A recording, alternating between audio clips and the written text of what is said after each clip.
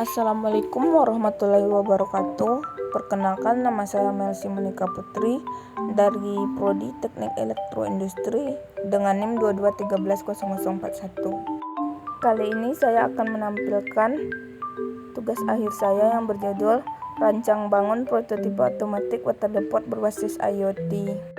Bab 1 pendahuluan, yaitu latar belakang, tujuan penelitian, manfaat penelitian, dan rumusan masalah.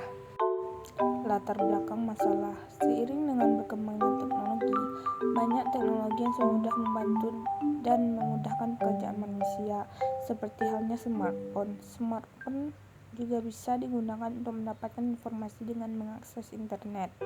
Dengan memanfaatkan jaringan internet tersebut, kita juga dapat memantau dan mengendalikan sebuah alat dari jarak jauh. Salah satunya adalah alat pemantau ketersediaan air minum pada galon aluminium otomatis. Masyarakat bisa mendapatkan air minum dari berbagai sumber air seperti sungai, air tanah, maupun dari PDAM. Pada umumnya, masyarakat pada saat ini sudah menggunakan galon. Galon sendiri membutuhkan dispenser yang berguna untuk mempermudahkan seseorang dalam mengakses atau mengambil air minum. Selain itu, dispenser juga berfungsi untuk menyaring, memanaskan, dan mendinginkan air. Akan tetapi, dispenser masih belum bisa melakukan pemantauan terkait ketersediaan air, yang dimana kita masih harus melakukannya secara mandiri. Pada saat ini, kita memerlukan inovasi untuk merancang sebuah alat untuk mempermudah kita dalam memantau ketersediaan air, sekaligus melakukan pemesanan otomatis. Kita dapat menggunakan sebuah konsep yang bernama IoT. Alat ini akan membantu kita dalam melakukan pemantauan ketersediaan air minum pada galon, sekaligus melakukan pemesanan air galon otomatis melalui jaringan. Tujuan penelitian: 1. Untuk mengetahui bagaimana merancang prototipe otomatik water depot berbasis IoT. Yang kedua, untuk mengetahui cara kerja sistem otomatik water depot berbasis IoT. Yang ketiga, untuk mengetahui bagaimana hasil dari pengujian prototipe otomatik water depot berbasis IoT. Manfaat penelitian: dengan menggunakan IoT, kita dapat mengontrol dan mengelola pasokan air secara otomatis yang dapat mengurangi pemborosan air dan memastikan penggunaan yang lebih efisien. Yang kedua, pengguna dapat dengan mudah mengakses informasi tentang ketersediaan air dan melakukan pemesanan melalui aplikasi atau perangkat terhubung. Yang ketiga, dapat menghasilkan data berharga tentang pola penggunaan air yang dapat digunakan untuk perencanaan dan pengambilan keputusan yang lebih baik dalam manajemen sumber air. Rumusan masalah.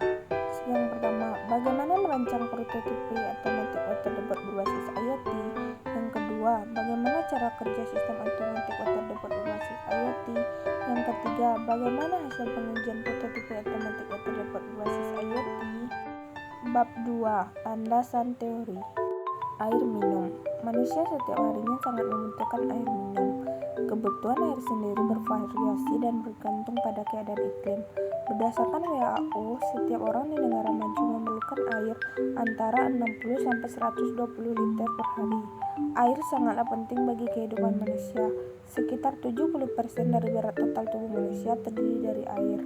Air diperlukan oleh tubuh seperti halnya udara. Tanpa air, manusia dapat dipastikan tidak dapat bertahan hidup. Prototipe merupakan sebuah pola dari suatu alat maupun proyek yang akan dirancang. Dengan adanya prototipe, saat terjadi masalah atau ketidaksesuaian dengan selera pasar, maka prototipe akan dilakukan perbaikan. Prototipe merupakan metode rekayasa perangkat lunak yang berfungsi untuk membangun sebuah aplikasi ketika requirement yang diperlukan belum jelas. Otomatik berarti bekerja sendiri, berarti suatu sistem pengaturan otomatis. Kita dapat mengartikan pengaturan otomatis itu adalah membuat sesuatu sesuai dengan harapan atau rencana kita, dan juga berjalan dengan sendirinya tanpa campur tangan manusia secara langsung. Water depot. Prinsip yang digunakan pada depot air usaha adalah disinfeksi dan filtrasi, berarti penyaringan. Proses filtrasi bertujuan untuk memisahkan suspensi dan campuran berbentuk koloid yang merupakan mikroorganisme dari dalam air. Sedangkan tujuan dari disinfeksi adalah membunuh mikroorganisme yang tidak tersaring sebelumnya. Alat-alat yang digunakan untuk mengolah air baku menjadi air minum pada depot air minum: yang pertama strong, yang kedua stainless water pump, yang ketiga tabung filter, yang keempat mikrofilter, yang kelima flow meter, yang keenam lampu ultraviolet dan ozon, dan galon isi ulang. Internet of Things merupakan suatu program di mana sebuah objek memiliki kemampuan untuk mengirimkan data melalui jaringan tanpa menggunakan bantuan perangkat komputer dan manusia. Sudah banyak teknologi menggunakan sistem IoT, contohnya sensor cahaya, sensor suara dari teknologi Google. Prinsip dari IoT yaitu setiap benda harus memiliki sebuah alamat IP yang digunakan sebagai penanda alat yang akan kita kendalikan saat terhubung ke jaringan yang sama. Mikrokontroler merupakan sebuah chip komputer atau IC, program mikro yang di dalamnya terdiri dari prosesor, memori, dan antarmuka yang bisa diprogram. Mikrokontroler merupakan suatu rangkaian terinteraksi yang bekerja untuk aplikasi pengendalian. Node OM2 ESP8266 merupakan sebuah platform IoT. Node OM2 telah menggabungkan ESP8266 ke dalam sebuah board yang kompak dengan berbagai fungsi layaknya mikrokontroler, ditambah juga dengan kemampuan akses terhadap Wi-Fi, juga chip komunikasi USB to serial, sehingga untuk memprogramkannya hanya diperlukan ekstensi kabel data mikro USB. Telegram seiring dengan berkembangnya teknologi, Telegram dirancang agar dapat memudahkan pengguna dalam berinteraksi, dan untuk penelitian ini Telegram digunakan untuk mengirimkan informasi kepada pengguna saat air pada galon sudah mencapai batas pengisian ulang. Bahasa pemrograman C++. Dalam konteks program terdapat sejumlah bahasa pemrograman seperti Pascal. Secara garis besar, bahasa pemrograman dikelompokkan menjadi dua, yaitu bahasa beraras tinggi dan rendah. Kelebihan dari bahasa C++ adalah bahasa ini mendukung untuk pemrograman yang berinteraksi pada objek. Software Arduino dibuat dari bahasa pemrograman. Arduino sendiri dilengkapi dengan bahasa C atau C++ yang biasa disebut wiring, yang membuat operasi input dan output menjadi lebih mudah. Pemilihan board pada Arduino Software ID berdampak pada dua parameter, yaitu kecepatan CPU dan baud rate yang digunakan ketika melakukan kompilasi dan mengupload sketch. Adapter Power Supply merupakan sebuah perangkat atau sistem yang memasok listrik atau energi ke output dan dihubungkan pada beban atau kelompok beban. Agar sebuah perangkat elektronika dapat bekerja dengan baik, mestinya dicatur oleh power supply DC yang stabil. Bab 3. Metode penelitian. Jenis dan metode penelitian. Di sini kita menggunakan jenis penelitian kuantitatif menggunakan metode research and development. Metode ini bertujuan untuk menghasilkan dan menguji sebuah produk. Metode R&D memiliki sebuah tahapan. 1. Potensi masalah, pengumpulan data, desain produk, validasi desain, revisi desain, uji coba produk, revisi produk, uji coba pemakaian, revisi produk, dan produksi massal. Tahapan penelitian: potensi masalah, pengumpulan data, dan desain produk. Hardware: komputer prosesor Intel, smartphone Android, board non-DMCU, sensor non-contact liquid, kabel micro USB, adapter 5V AC/DC, dan kabel jumper. Perangkat lunak software, aplikasi Arduino dan aplikasi Telegram.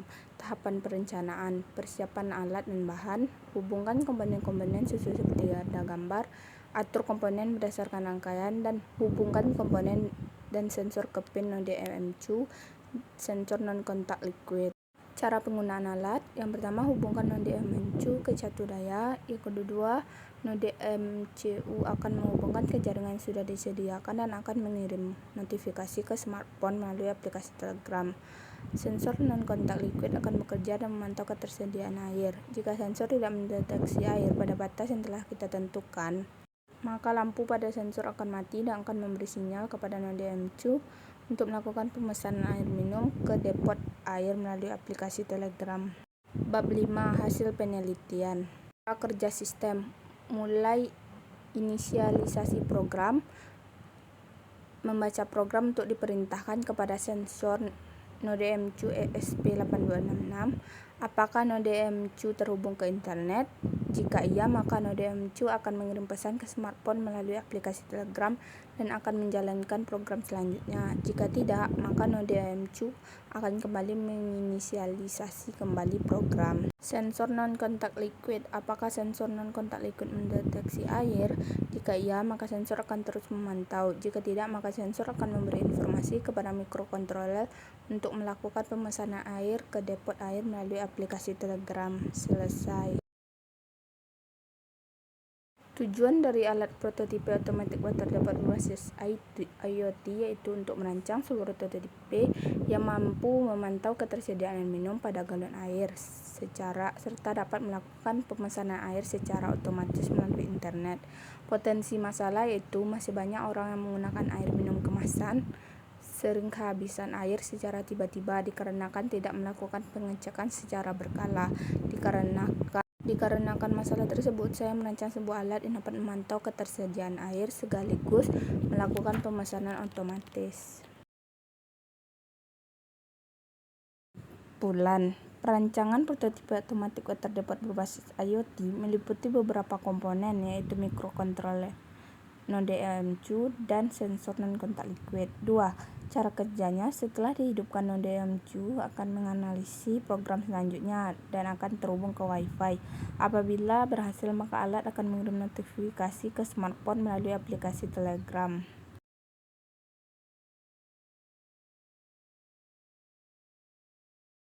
Hanya itu yang dapat saya sampaikan. Saya ucapkan terima kasih. Assalamualaikum warahmatullahi wabarakatuh.